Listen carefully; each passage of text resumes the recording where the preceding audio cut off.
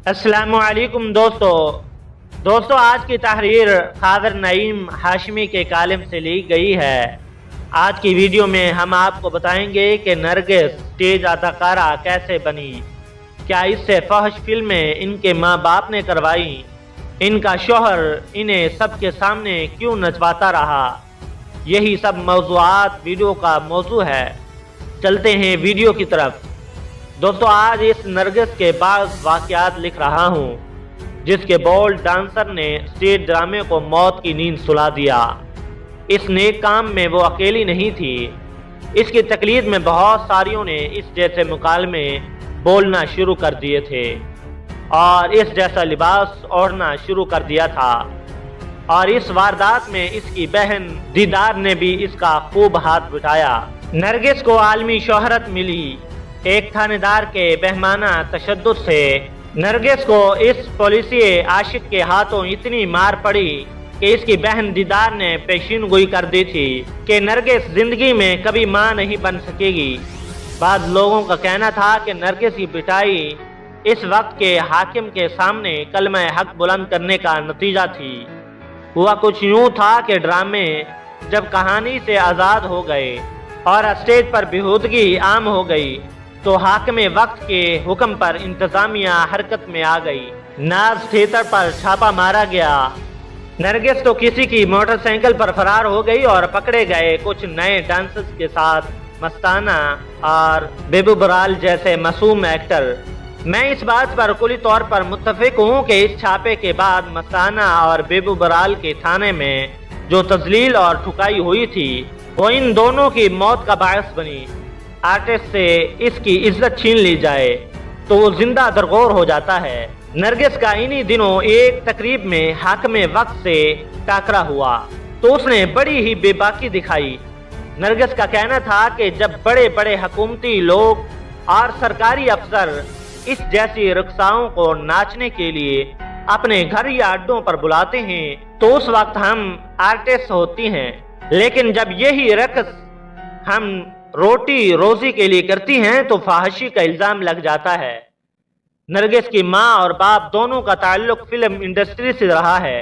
बाप sound recordist और माँ छोटी मोटी एक्ट्रेस थी।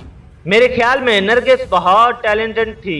वो जिस्मानी अज़ा के बजाय अपने फन पर भरोसा करती तो बहुत आगे जा सकती थी। पहली बार इन दोनों बहनों नरगिस और दीदार को मैंने लाहौर प्रेस क्लब में देखा। आज़ादी सहाफत के हक में भूख हड़ताल कैंप लगा हुआ था। ये दोनों बहनें वहां फूल लेकर आई थी। क्लब में मौजूद एक रिपोर्टर ने इन दोनों बहनों के तासरात लेने की कोशिश की तो दीदार झट से बोली, हमें क्या पता कि यहाँ क्या हो रहा है, सहाफियों की भूख हड़ताल क्यों है, हमें तो फोटोग्राफर नजमी ने कहा था कि फूल लेकर आना है और हम गुलदस्ते लेकर यहाँ पहुँच गई। फिर नरगिस से एक मुलाकात हुई एक समाजी तकरीब में। वो अपनी माँ के साथ वहाँ आई थी। नरगिस ने मुझे बताया कि वो एक फिल्म प्रोड्यूस करना चाहती हैं। मैंने प्रोडक्शन में आने की वजह जानना चाही तो उसने माँ की जानिब तकते हुए जवाब दिया, मैं इस फिल्म में बताऊंगी कि हम जैसी लड़कियों की माएँ अपनी ही बेटियों के साथ क्या क्या करती हैं। नरगिस ने कई साल बाद बिल्लो 302 के नाम से फिल्म बनाई। बिल्लो इसकी मां का निकनेम था।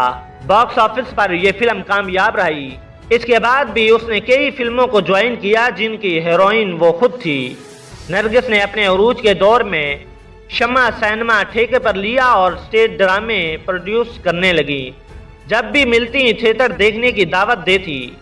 एक रात 11 बजे के करीब सिनेमा वाली सड़क से गुजरा तो ये सोच कर गाड़ी रोक ली कि चलो आज थोड़ा सा ड्रामा ही देख लेते हैं। उस वक्त वहां कोई मौजूद ना था, तमाम लाइट्स बंद थीं। दाखिली दरवाजे पर एक दरबान खड़ा था। मैंने दरबान से सवाल किया कि क्या आज ड्रामा नहीं हो रहा। उसने बताया कि ड्रामा तो आधा खत्म भी हो चुका है। मेरे तारुफ कराने पर वो अंदर गया और दाखिले की इजाजत ले आया। सिनेमा हॉल के तमाम दरवाजे पर बड़े बड़े ताले लगे थे। मुझे चोर दरवाजे से एक छोटे से केबिन में ले जाया गया जहां से स्टेज और हॉल को देखा जा सकता था। उस वक्त नरगिस किसी गाने पर परफॉर्म कर रही थी। कैबिन में नरगिस की माँ और बाप स्टेज पर नजरें जमाए बैठे थे। हाल तमाशबीनों से खचाखच भरा हुआ था। गाना खत्म हुआ और नरगिस स्टेज से आउट हो गई। चंद ही लम्हों बाद वो तेजी से हमारे वाले केबिन में दाखिल हुई और वॉशरूम में घुस गई। इसके पीछे तेजी से एक आदमी भी केबिन में दाखिल हुआ और सांस लिए बगैर नरगिस के बाप से मुखातिब हुआ, अब्बा जी देखें, अब तो लोगों का मूड बना है और ये कह रही है और डांस नहीं करेगी। मुझे बाद में बताया गया कि वो नरगिस का खामद है और कनाडा का ग्रीन कार्ड होल्डर है। फिर नरगिस उसके साथ कनाडा में ही शिफ्ट हो गई थी, लेकिन अब कई साल बाद वो फिर अपने शहर लाहौर में है और बड़े